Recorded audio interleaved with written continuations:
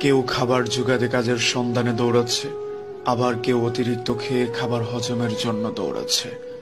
গভীর রাতে কারো বিলাসবহুল গাড়ি থামছে নিষিদ্ধ পল্লীতে, ঘরে অপেক্ষারত স্ত্রী দীর্ঘ শ্বাস ফেলছে।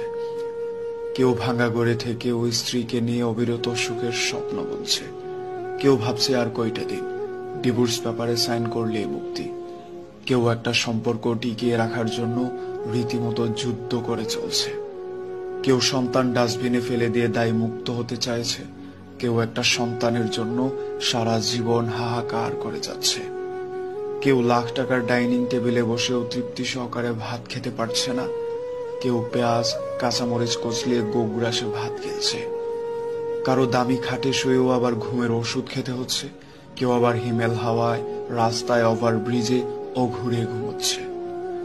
কারো পড়ার টেবিলে নতুন বইয়ের সমারোহ কিন্তু পড়তে ইচ্ছে করছে না, কেউ পুরাতন বইয়ের দোকান চুষে বেড়াচ্ছে, পকেট খালি বলে। কেউ দামি গাড়িতে বসে চিন্তা